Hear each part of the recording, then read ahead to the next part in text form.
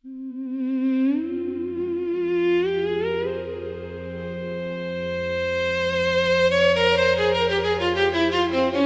मेरे दरवाजे पर एक खाली लिफाफा मिला। न नाम लिखा था न कोई पता। मैंने उसे खोल कर देखा, अंदर सिर्फ खामोशी थी। पता नहीं क्यों उसे हाथ में लेते ही तेरी याद आ गई। शहर के पुराने हिस्से में एक टूटी हुई घड़ी है। उसकी सुइयां 4:07 पर रुकी हैं।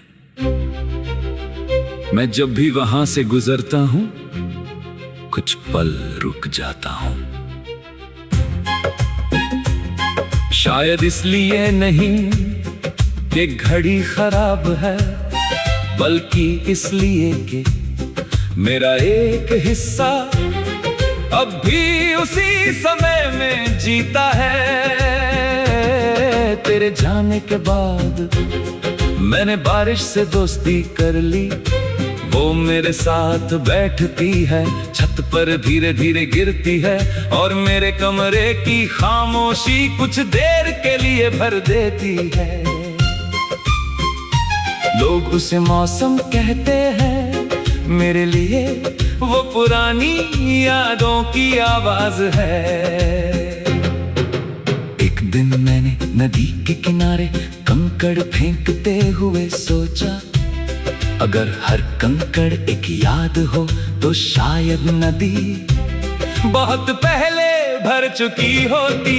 फिर समझ आया नदी की तरह दिल भी यादों को डुबोता नहीं, उन्हें अपने साथ बहाता है। मैंने तेरी आवाज याद रखने की बहुत कोशिश की। पहले शब्द याद आए, फिर हंसी, फिर कोई अधूरा वाक्य, अब सिर्फ एहसास बचा है। शायद यही सबसे अजीब बात है, आवाज भूल जाती है दुनिया, मगर उसकी गर्माहट दिल में रह जाती है। संध्या को मैंने एक पुराना दीप जलाया। उसके सामने बैठकर कोई मंत्र नहीं पढ़ा, बस आंखें बंद की और पहली बार तेरे लिए नहीं अपने लिए दुआ की।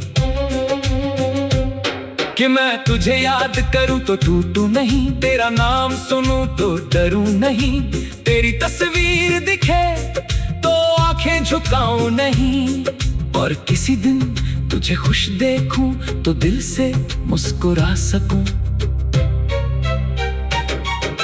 रात के अंतिम पहर हवा ने खिड़की खोली, मेज पर रखा खाली लिफाफा उड़कर फर्श पर गिर गया। मैंने उसे उठाया, मुस्कुराया, और पहली बार उस पर कुछ लिख दिया, मैं ठीक हूँ। फिर उसे मोड़कर खिड़की से बाहर छोड़ दिया। हवा उसे दूर ले गई, शायद तेरे शहर की ओर, शायद किसी अनजान रास्ते पर, मगर इस बार मुझे उसके पहुंचने की चिंता नहीं थी, क्योंकि कुछ खत किसी इंसान तक नहीं पहुंचते। वे सिर्फ दिल से निकलते हैं और दिल को ही हल्का कर जाते हैं।